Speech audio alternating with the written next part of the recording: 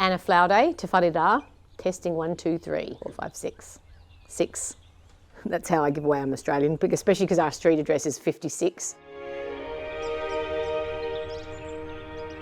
Where I'm from is actually a wine region called McLaren Vale in South Australia. I'm actually the 6th generation of my family to be involved with wine growing.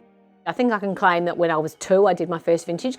We had a lot of Italian neighbours who I guess influenced that. You have wine with food and it's part of that family environment. And I remember having a wine when I was about 12 or 13. I'd had other wines before that maybe hadn't made an impression on me, but that's one I actually still remember. Jace, my husband's a Kiwi. We actually did a vintage together in Australia and, you know, the rest is history, as they say. We'd sort of done our time working for other people and overseas harvests and that kind of thing. And then we heard that Te Whare was for sale. I had seen it on previous visits to Marlborough, but when we actually signed up to buy it, I hadn't even visited here. The thing I love about here is the big sky. It's so open, it feels so spacious. I guess our vineyard looks a little bit different than some others. We really like the hands-on nature of it. I love science at school. It's probably not the glamorous kind of life everyone thinks it is.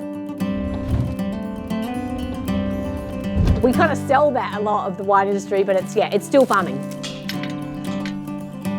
When we took over here, the old vineyard especially was really struggling. And a lot of people said to us, that old vineyard's stuffed, you're going to have to pull that out and start again. Part of, I guess, our journey with this place was trying to bring that old vineyard back to life again. And to do that, we had to bring the soil back to life again. We started cover cropping straight away, we stopped using herbicide, and then went down the pathway of getting certified organic. For me, organics, it's not a new thing in the wine industry. For, multi-generational people like myself, that was the way we always did it. A lot of the techniques we use are the same kind of things that my granddad did. Trying to not bring too much in from outside. So we make our own hay, we make our own compost. No herbicide, we use an undervine weeder instead. We plant cover crops between our vines to build up the soil structure and soil health. Because a lot of the life in the soil is microscopic and you can't see it, I think people overlook it sometimes. All the microscopic life that's in the soil can actually make our wines better and more interesting. So it's about looking after that, preserving it, improving it. There's a lot more science to it now, which I think is a cool kind of backup to realise knowing what we do works and it does make a difference.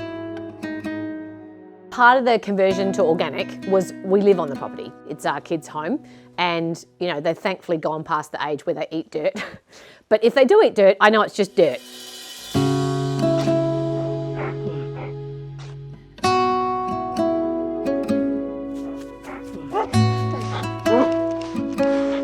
I really love the concept of kaitiakitanga and what that means. Guardianship. You don't own it, you belong to it. It owns you. I guess that's probably a fair term for what we do. It definitely owns us. It's the changes that we've made.